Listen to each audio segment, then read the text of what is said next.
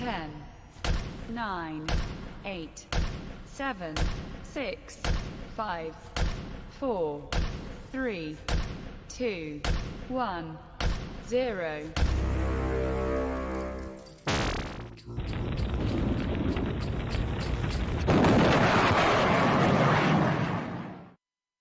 Hello, everybody. That's right. It's me, Michael Voss, Dragon of the Southern Tier, back with you again for the end of the year of 2018 as we look forward to going into 2019. I hope everyone is going to be well. I hope this finds everyone excited for the new year. I hope everyone had a great Christmas and enjoyed yourselves, found yourselves with friends and family and loved ones, because that's the way the holidays should always be. Of course, if you're away from family, by yourself, like many of us are, like myself, I hope that you are still able to have a very good holiday and to enjoy yourself. I know that not everyone can get to family or friends, but I hope that you still found it to be a good time, because that's important. That's the important thing when we come to the end of the year. And this is the end of the year. I mean, it's been quite the 2018. We had a lot of things happen this year. I mean, let's start with the very first thing that happened. Oh, there we go. I'm trying to get my mic back into a regular position. As a lot of people noticed, I took off a little bit of December, and we were a little quiet for a little while, getting everything set up, trying to put everything together to make sure that we can always provide you with the best program possible. And that took a little bit of time. And we took the holidays here just to recharge batteries. I mean, there's one of the hardest things every year is after an election, just recouping, just getting your energy recharged. I mean, back in 2014 when I had run for Congress, it literally the day after I stopped running, stopped involved with the campaign, and all of a sudden I just got sick for a week. I mean, just you get all that adrenaline dropping and all the effort that you've been putting in, the long hours, day after day after day, and it just, whether you win or you lose, it just takes a lot out of you, and you need to recharge. And so that's why we were a little quiet for December and took some time off just to rebuild, get that energy back, catch up to a lot of things that we may have missed on the national level, on the international level, and just get back into it. And that's why we're here. And more importantly, it's the end of the year, so I always like to do a little bit of a recap, just to check out what happened in this year. And this has been a crazy year. I mean, and by the way, if you're wondering where you can see a lot of the information I'll be talking about, you can always go to the Voss Political Commentary. That's at mvass.com. You can see it on the scroll down here. You'll see it on there as well. And you'll see a lot of the information we're talking about. So what happened in 2018? This is an interesting year. I mean, it started and ends with a government shutdown. I don't think that's ever happened before. I'm not familiar in my lifetime where we had a year that started with a government shutdown and ends with a government shutdown. Just haven't seen it happen. And in both cases, not only was there a government shutdown in January of 2018, but here in December of 2018, in both times, it's about immigration, illegal immigration in particular. But in January, what we saw is that it was about the getting rights and rewarding DACA, those illegal aliens that have been in our nation for so long that they've grown up. They were children and they've grown up and they're now working and living in the United States, and so giving them a path to citizenship. There's about 1.8 million of them, and the deal that was trying to be struck at the time was by Senator Schumer, with the support of many individuals, including Anthony Brindisi and Nancy Pelosi and the Democratic Party, saying that we need to give more rights and more freedoms and a path to citizenship for these illegal aliens that have been in the United States long term. They didn't get that. It didn't happen. And the shutdown was actually very short. So most people, I'm pretty sure, have forgotten about it. But political junkies like myself and others involved in politics remember it very well. And we were promised absolute doom and destruction and absolute chaos because the government was going to be shut down.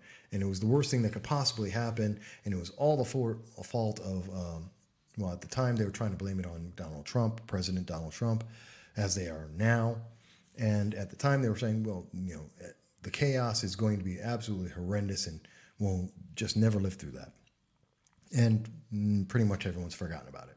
And here we are in 2018. This is day 7. Today is December 28th, and I'm taping the show.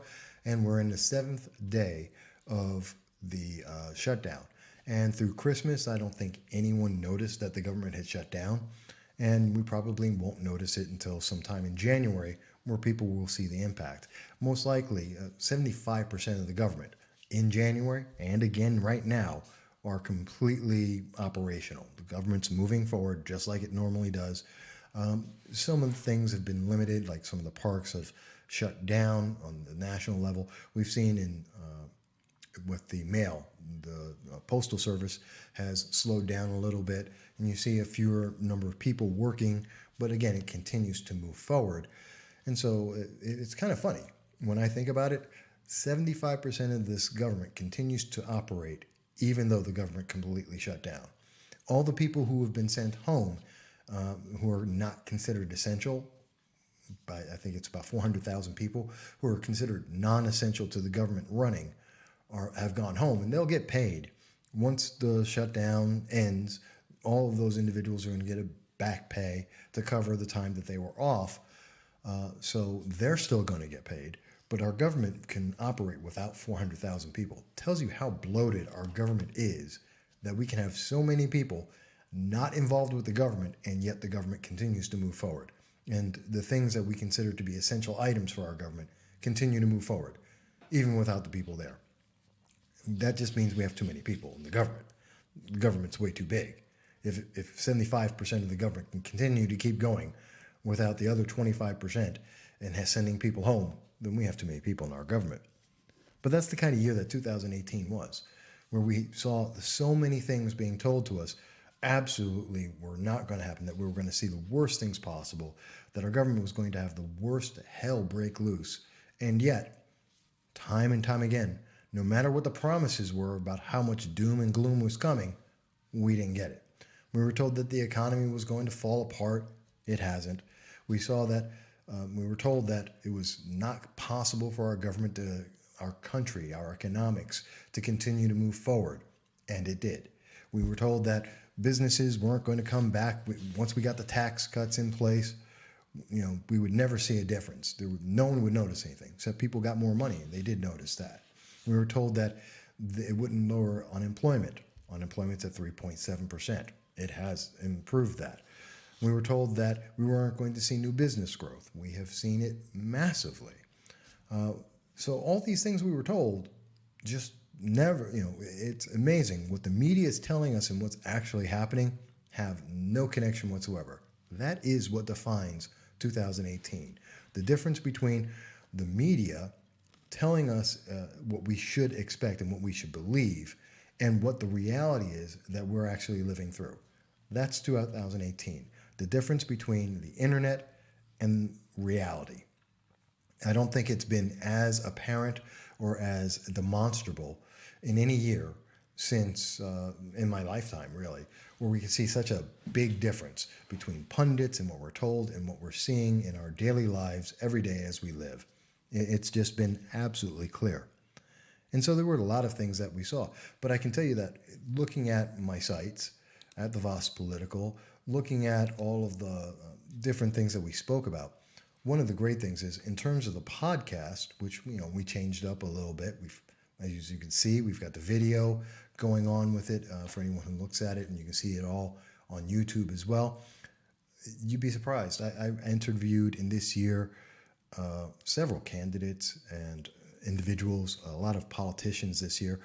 The county executive for Broome County, Jason Garnar. I interviewed State Senator Fred Akshar, State Assemblywoman Donna Lupardo. I spoke with several candidates for various offices. Assemblyman Clifford Crouch, I spoke with him. Had a lot of people that we talked to, a lot of politicians, and amazingly, the most important actual interview we did for the No Soundbites Allowed podcast, believe it or not, was for Heather L. Mecha. Heather L. Mecha was the #1 interview in 2018. Not a politician, not involved in politics. She works with New York Women Incorporated. She's a businesswoman, a single mom here in the Broome County region, and she was your #1 pick. She was the most important interview that I was able to do this year. I found that interesting.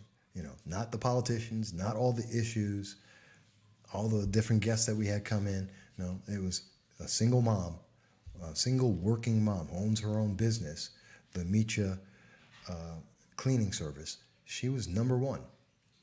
That's a surprise. A lot of people wouldn't expect that. And so I'm glad that people enjoyed that interview, and that was so popular and so interesting for people. And besides that, we also had a couple of other things that were interesting in this year. Besides the fact that we're bookended with shutdowns in the government that really aren't hurting people as much as we were told we should. On Twitter, I found it interesting that when I was looking over my Twitter account, we found that the biggest impact on any of my tweets all year was a tweet that said, quote, "Are you saying that viable babies, 5 months, 20 weeks in womb, should be aborted? Is that your position?" This was a question I was asking of Senator Chuck Schumer. And that was something that a lot of people were very interested about, because they were talking about abortion and expanding abortion. And that was the #1 thing that people found to be of interest and hadn't considered, that abortion, the expanded abortion issues that the Democratic Party was taking on, was looking at being able to abort children after 5 months, once they are viable. And that's kind of scary. But probably a little bit more specifically, talking about what's going on in our country, one of the other more popular tweets that I had this year was that we were talking about Kavanaugh, now Supreme Court Justice Kavanaugh, but at the time it was Judge Brett Kavanaugh, as he was going through the scandal and the horrendous, the summer was just filled with nothing but the Supreme Court Justice nomination. And I think a lot of people have forgotten it since that time, but there was so much going on about whether or not he had committed some kind of atrocity, some kind of horrible thing, rape potentially, which no evidence ever came out. All there was the accusation. There was no proof, even after investigations by Democrats, by the Senate, by news media, all these allegations that supposedly came out this year on Brett Kavanaugh. And at the end of the day, no one could find anything. There was no proof of anything. There was just allegation. And so he became Supreme Court Justice Kavanaugh.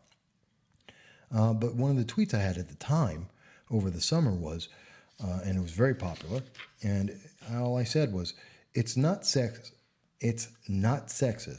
to ask for proof for your allegation. What proof do you have that Kavanaugh will do anything that you claim? Without proof, you are just fear-mongering and justifying it by falsely labeling questions in order to silence opposition to your partisan desire. Now, this was a comment made to State Senator Kirsten Gillibrand.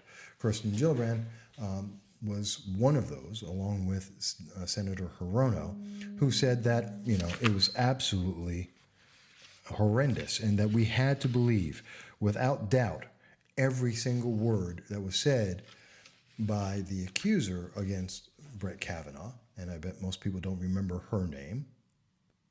Anyone remember her name? Because you probably haven't heard it since that day.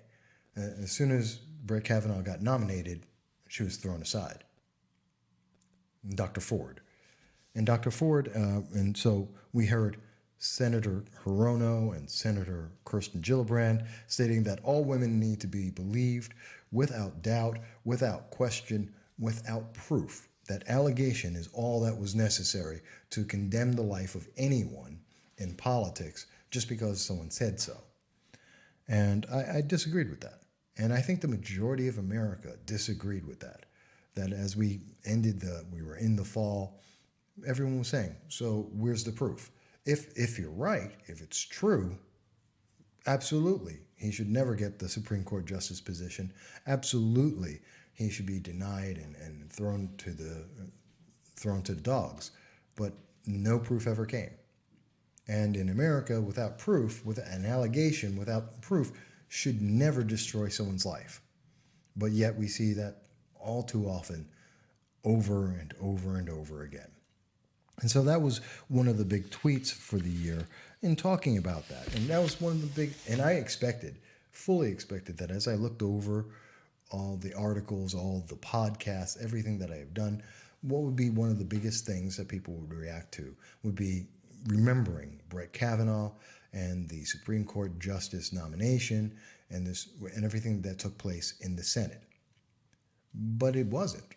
And amazingly, people have completely forgotten about that at this point. And I think most people have even forgotten about the election and the crazy election year that we had. All of the back and forth in so many states and so many questions in so many states about who could vote and who was a legitimate vote and where did everyone stand. And I know that, even now Beto O'Rourke is considered one of the front runners for the 2020 presidential cycle, along with, believe it or not, Alexandria Ocasio-Cortez. And I'm sad to say that she will be part of the next session of Congress.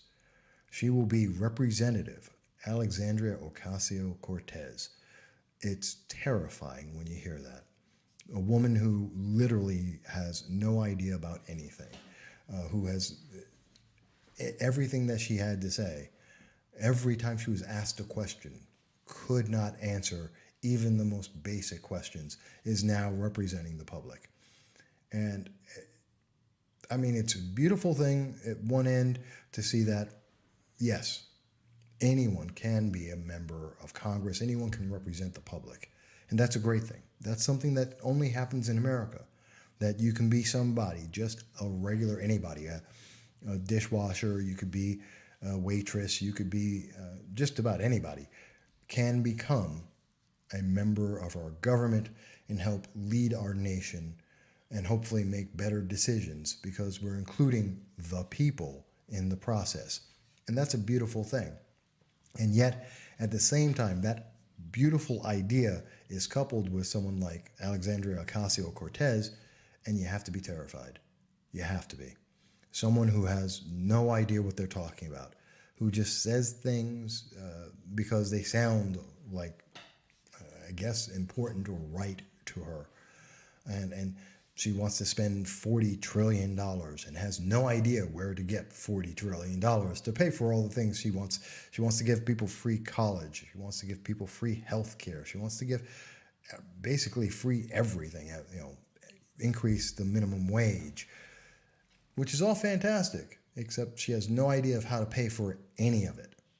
Not a dime. When asked about that multiple times on major news media, she couldn't come up with an answer.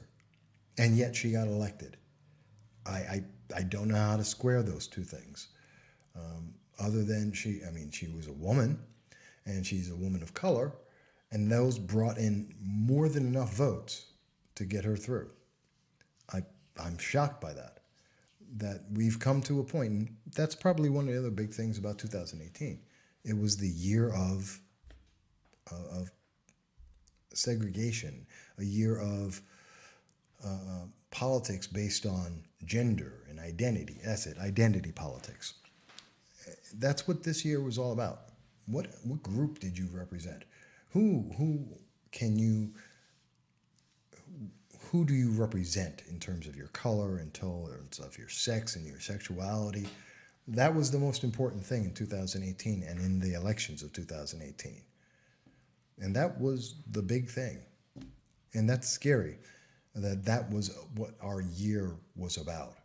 What sex are you? What sexual preference do you have? Do you have a suntan or not?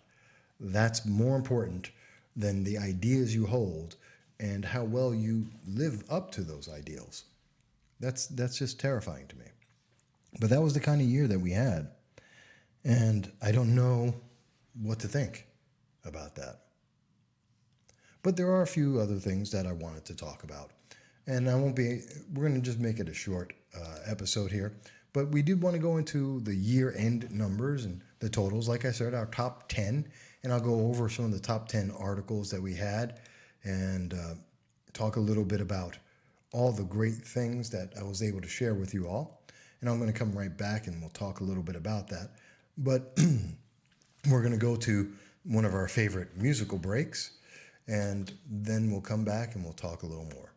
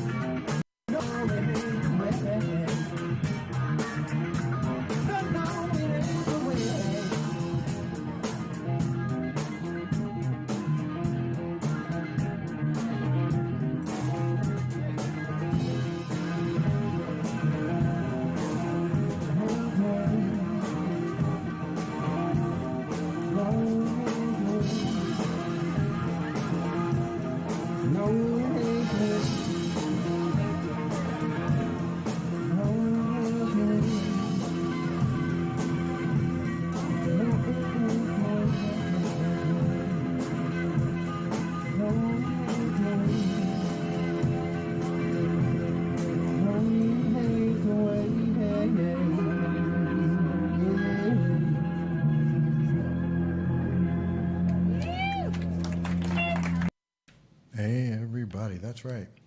So that was Matt Cornwell and his band, The Gypsies. And we want to thank him, by the way, that he allowed us to have that video. I worked on it in creating that video, the music video, and how it's designed.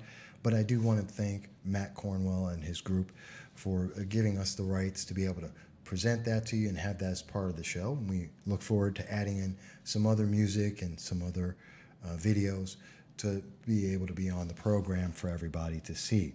So we do thank him for that in 2018. That was a nice addition for the program. So we were talking about some of the big things in the year.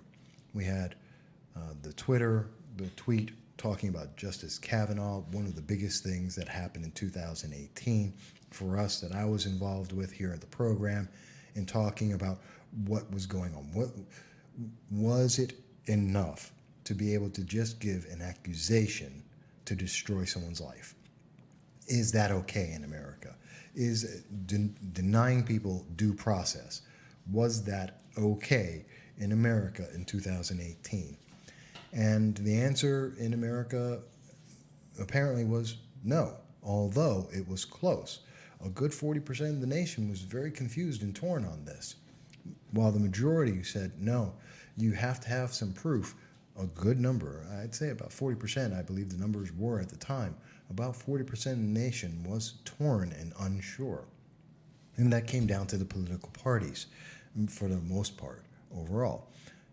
So that was one of the big tweets that we had for the year of 2018. One of the big issues that we were able to talk about, one of the best interviews we had for 2018, had nothing to do with politics, had nothing to do with Justice Kavanaugh, immigration, the economy. It had nothing to do with anything except a businesswoman, a mom, a single business owner, Heather Mecha.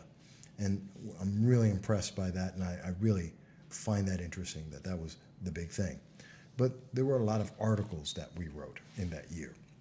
And the main company, the parent company, is MV Consulting.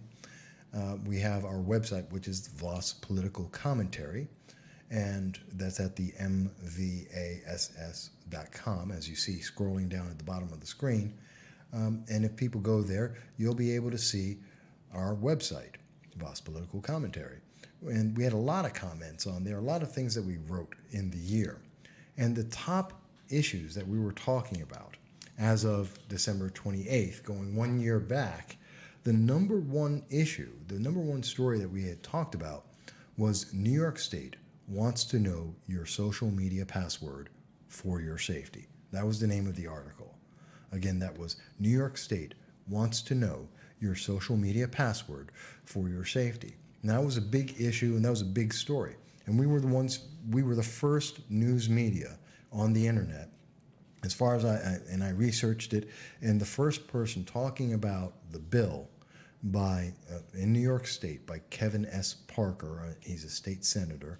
He had put in a bill that would require people who want to have a firearm, to get their firearm license or to renew it, must give the government, state government of New York, 3 year their passwords to all their social media, and for 3 years the government will be able to go back and look at everything that they did, all their private messages, all the people they spoke to, every comment they made, and the comments that people made back to them, to have access to all that, plus 1 year of every search they made on Google, so that some unknown figure in the government would be able to decide if they felt that was appropriate for that individual to have a firearm.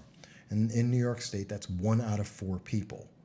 About 5 million people, about 1 out of 4 people would be under the thumb of the government and forcing them effectively to give up their Fourth Amendment right so that they could have their Second Amendment right, which is dangerous and terrifying, and falls into another big issue, which is the red flag legislation.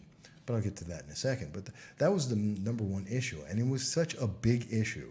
And I was one of the first people to help bring this out and catch the attention of the public and let the news media. I then went on to be interviewed by a couple of news stations throughout the year, at the end of the year, talking about this and how dangerous this was. And this only came out in November, and it became such a huge issue.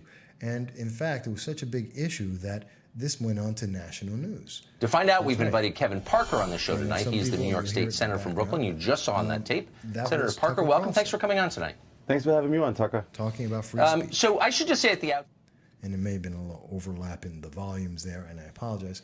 But yeah, for those who aren't seeing the video, that was Tucker Carlson of Fox News doing an interview with State Senator Kevin Parker about his legislation to deny people their Second Amendment rights without giving the government access to their Fourth Amendment, their private information online.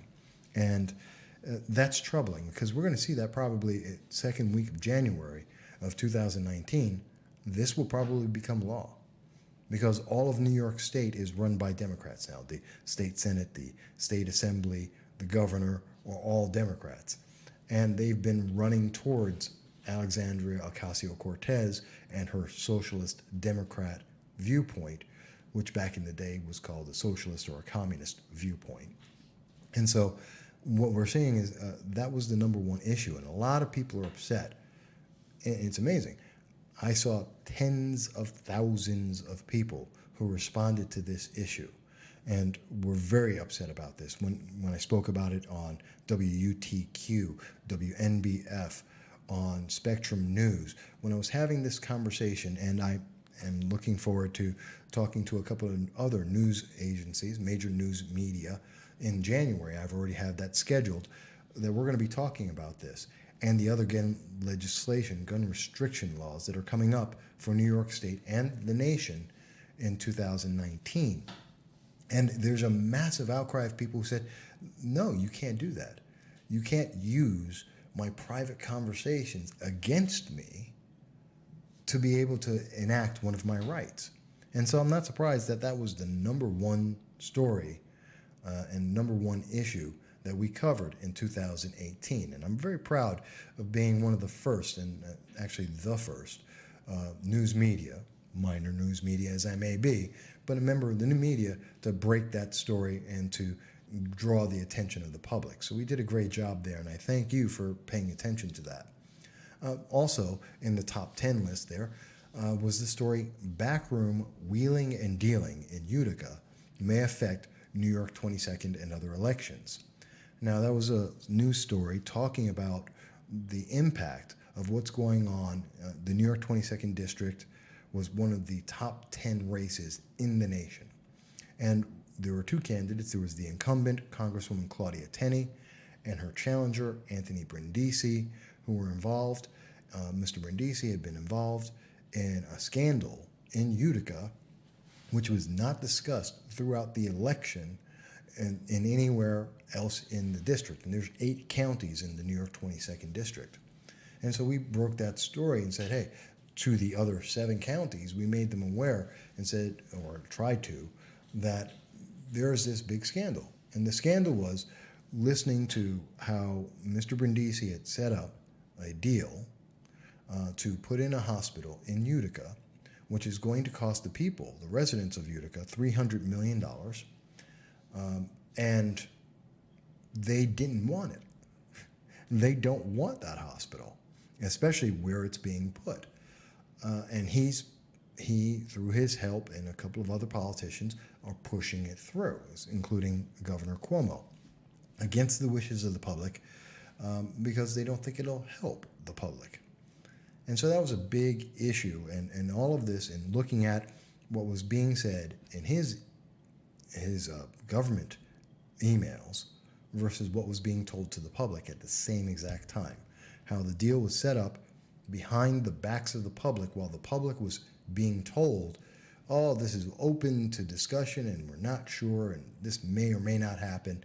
And in the back room, the backdoor deals where it's already a done deal and this is where it's going to go and this is how it's going to happen. So it was a very big deal. And it was a very interesting article, and a lot of people found it interesting. At the end of the day, did it affect the New York 22nd District? I don't believe so, because Anthony Brindisi won the race. Congratulations, Anthony. I've known him 5 years.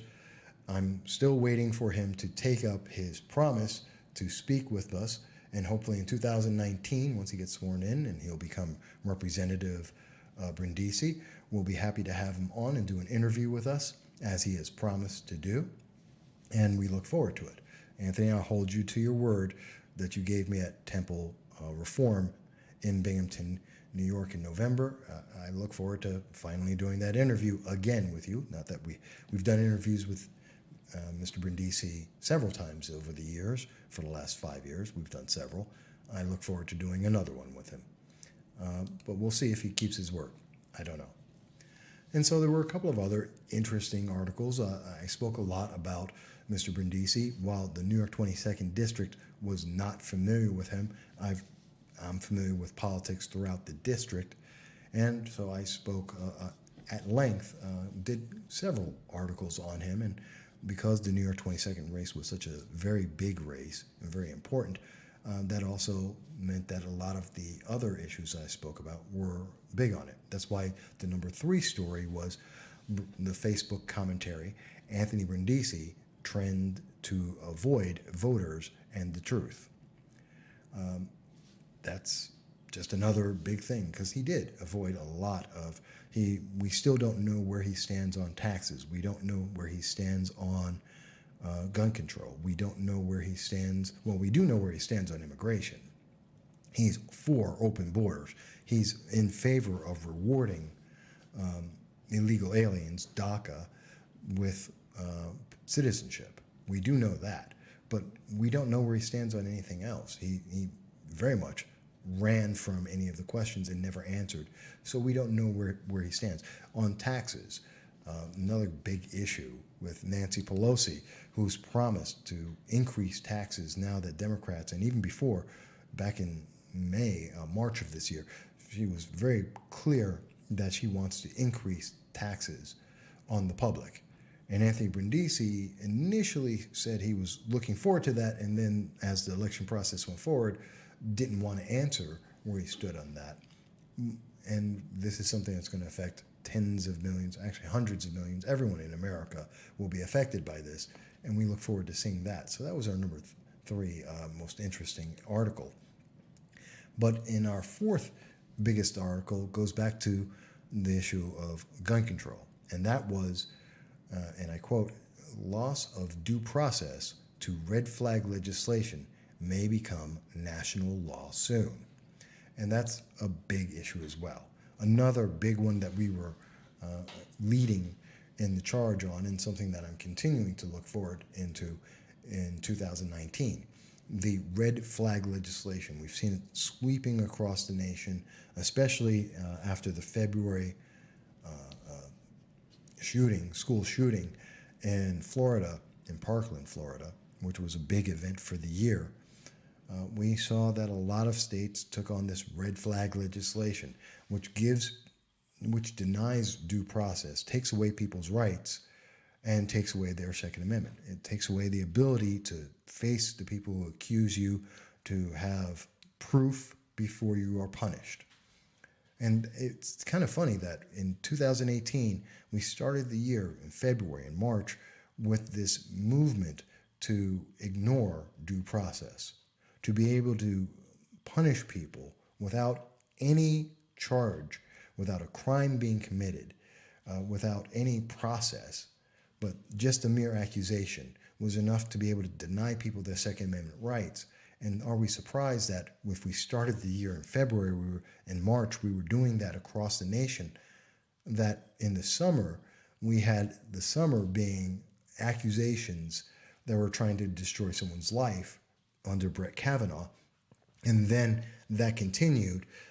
And in November, we wind up with the password bill by Kevin S. Parker, where we're looking at the government invading people's privacy without any reason, without any crime, just because they can, and to deny someone their Second Amendment rights.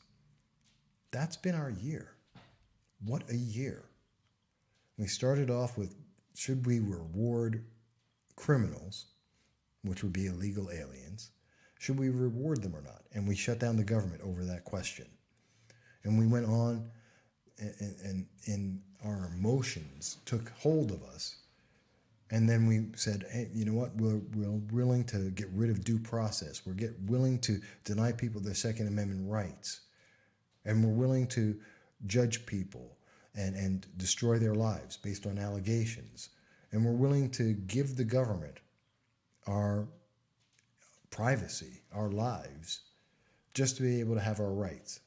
And all of this because someone in the government said, don't worry, we'll take care of you.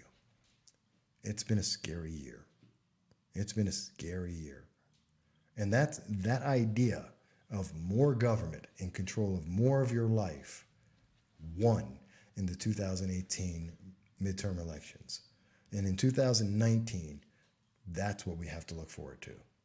In New York State, it's a huge rush forward. That's what they're looking to do in January. Governor Cuomo is looking forward to being able to deny people their Second Amendment rights, destroy their Fourth Amendment rights, increase their taxes, and give him more power in New York State as he then goes on to look for 2020 and a presidential run. That's what we look forward to. That's what 2018 gave him. And I can't say that it gave the public much. I mean, but one of the biggest stories that really wasn't touched on throughout 2018, our unemployment levels are at 3.7%. Lowest unemployment for blacks, for Hispanics, for women. Lowest numbers ever. We have new businesses growing at a rate we haven't seen in about 10 years. Big. That should be the number one story for 2018. Our economy came back, something we were promised it could never do, and it did. And people are making more money and doing better than we were promised we ever could. And yet we are. And, well, that's at the end. That's not going to happen now. Now we're looking at the Fed increasing rates. We're looking at the stock market getting ready. They're already selling off in preparation of a Congress that's going to do nothing. That's going to do nothing. They're going to find out whether or not, whatever the tax returns were for President Trump 10 years ago. Who cares? Will not change how America moves forward. But they're going to find out. And they're going to go and they're going to do investigations on President Trump on everything he's ever done in his life. Will that help anyone in America? No. But they're going to do it so that they can win for the election in 2020. That's all it is. It's preparation for 2020. It's mudslinging. It's negative opposition research. But it won't actually help the economy. It won't help anyone. But this is what we have to look forward to. This is what 2018 was. What was number 5 on the list? Then fifth, 1, 2, 3, 4. Was also about Anthony Brindisi and the Utica Hospital and the scandal that was going on there. And that was those were big issues. Those were the biggest issues I was talking about, but also the biggest issues that people were responding to were about gun control, were about the elections, and how they were going to affect everyone. And that's gun control, whether you're talking about red flag legislation or you're talking about the password legislation on a state and national level. People are worried about whether or not they're going to have their rights. In particular, I'm worried about whether we're going to be able to have due process going forward. But that was 2018. What will 2019 be? Well, we'll come back and we'll take a quick look at that in this wrap-up of the year 2018. We'll be back in just a moment.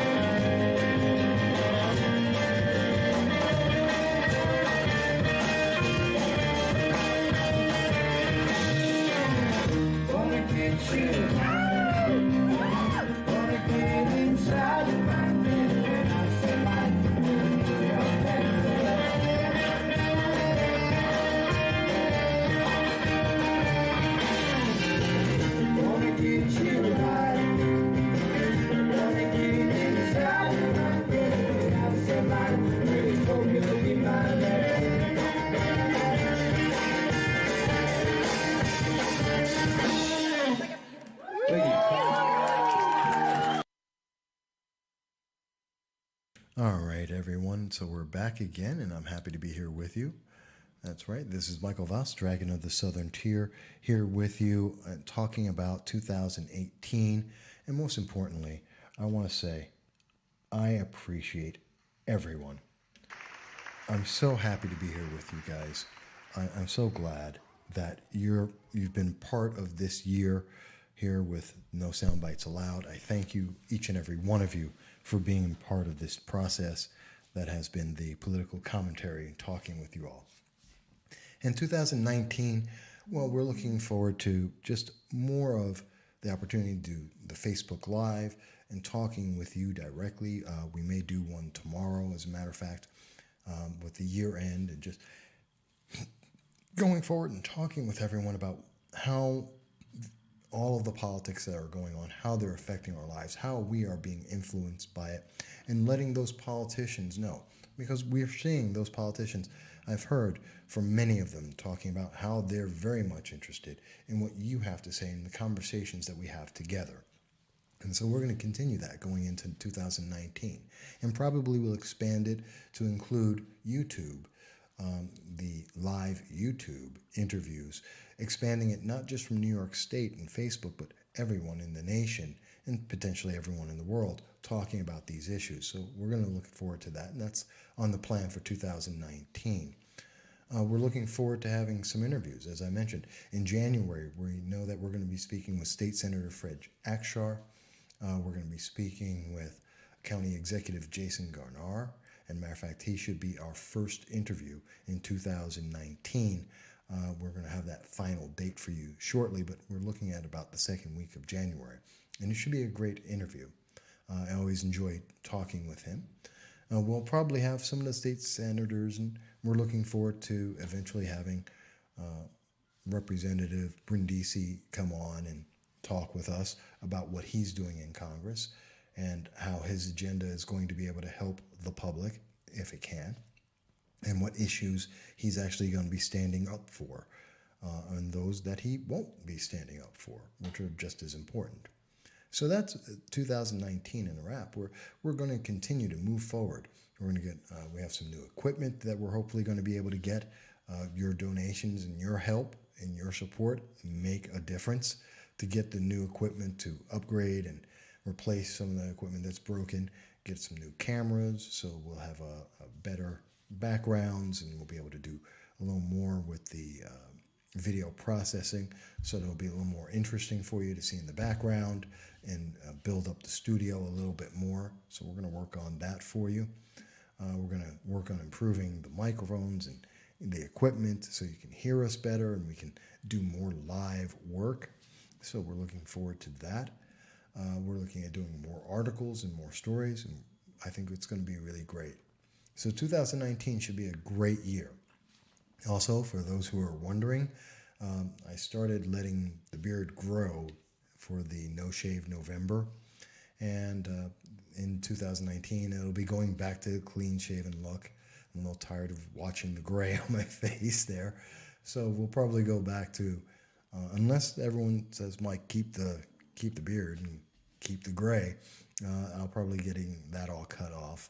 So you can look forward to that as well, in case that's something that's been bugging you or you were wondering about. I'll be getting rid of that sometime soon too. But really, this all was just talking about some of the top issues of the year that you, in terms of what you were looking at on our different formats, and looking at what some of the big things that happened in this year. Hopefully 2019 will be bigger issues and better issues, things that are more positive for the nation, things that we get things resolved and made better. We're looking forward to that. And hopefully that's what 2019 will be. But most of all, and most important, no matter what, I want to say thank you. Thank you to each and every one of you. You guys make the difference. Just by listening, you make a difference. And I thank you, and I appreciate that. I appreciate sharing your time with me and listening in to what I have to say, whether you agree with me or you don't. I know some people don't agree with me and listen just to hear what this crazy guy is going to say this week, but I appreciate that. And always, we look forward to hearing your comments, whether it's when you call in for the program, when you join us on Facebook Live, or when we are on YouTube Live, or when we're doing some of the taping. Please, always get in touch. Send your comments, your emails, your tweets. Let us know what you're thinking as we go forward, because we always do this for you, and we enjoy hearing from you, whether you agree or not, on every issue, because that's the only way we can move things forward. So with that said, I'm going to step off. We're going to end this here. We're going to hope and wish, again, everyone, we want you to have a great new year. Be safe on the roads, but have a great time. Enjoy it with some friends or make some new friends. And we'll be talking to everyone again in the new 2019, where we're all going to have a great time. Thank you, everyone.